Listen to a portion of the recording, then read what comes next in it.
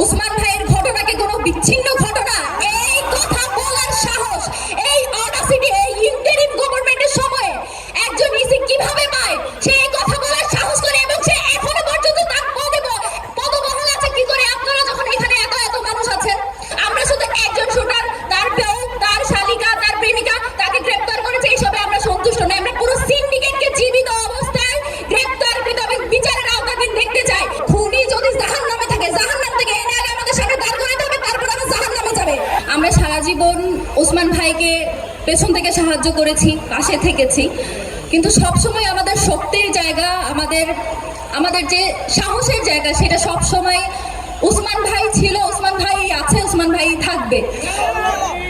আমাদের আজকে এখানে এসে যখন আমরা কথা বলছি, আপনাদের কাছে আমি একটা প্রশ্ন রেখে যেতে চাই। ওসমান ভাইয়ের ঘটনাকে কোনো বিচ্ছিন্ন ঘটনা এই কথা বলার সাহস, এই অডাসিটি এই ইন্টারিম গভর্নমেন্টের সময়ে একজন ইসি কিভাবে পায়? সে এই কথা বলার সাহস করে এবং সে এখনো পর্যন্ত তার পদবহাল আছে কি করে? আপনারা যখন এখানে এত এত মানুষ আছেন, আপনাদের কাছে আমার প্রশ্ন, তাই সে কি তার পদবহাল থাকতে পারে? এখনো সে কিভাবে থাকে? Interim government. আপনাদের সাথে আমরা দেখা করতে গিয়েছি, হাসি মুখে কথা বলেছি, প্রধান উপদেষ্টা মহোদয় আপনার সম্মানার্থে। তার মানে এই নয় যে আপনাদের সকল সিদ্ধান্ত, সকল কথা আমরা মেনে নিব এবং আপনারা ভারতীয় আধিপত্যবাদ এবং বাংলাদেশের স্বাধীনতা সার্বভৌমত্ব নিয়ে কথা বলার কারণে একটা মানুষ আজকে মৃত্যুর সাথে বাঁচা লড়ছে এবং তার ঘটনাকে আপনারা বিচ্ছিন্ন ঘটনা বলে উল্লেখ করতে পারবেন। সেকেন্ডলি, এই ইন্টারিম গভর্নমেন্ট কিছুদিন পরে আমাদের ইলেকশন, সেই ইলেকশন যে তারা করবে ঠিকঠাক মতো, যেখানে তারা বলছে ওসমান হাদির ঘটনা একটা বিচ্ছিন্ন ঘটনা, এখানে প্রত্যেকটা রাজনৈতিক দল বসে আছে, এখানে কার জীবনের নিরাপত্তা আছে, কতটুকু তারা নিরাপত্তা নিশ্চিত করেছে, তারা সেই প্রশ্নের জবাব দিক। তারপর তারা বলুক যে এই ইলেকশনটা আমরা চাই এবং এই ইলেকশন হবে, আমাদের যে ভোট বিপ্লব সেটা হবে আওয়ামী লীগের সবচেয়ে বড় পরাজয়। সেই পরাজয় নিশ্চিত করার আগে আমাদের নিরাপত্তা, এখানে যে সকল রাজনৈতিক দল আছে তাদের নিরাপত্তার জন্য আপনারা কি করেছেন সেটা আমাদেরকে চাক্ষুষভাবে দেখাবেন। এবং আরো একটা যেটা কথা, আজকে আমার ভাই আহত হয়েছে প্রায় 3 দিন, 72 ঘন্টার বেশি সময় আমার ভাইকে বিদেশে যেতে হয়েছে। আমরা কোনোদিন আসলে চিন্তা করি নাই যে ভাই এরকম নিস্তেজ অবস্থায় বিদেশে যাবে এবং আমাদেরকে চোখের পানি সহ তাকে বিদায় দিতে হবে।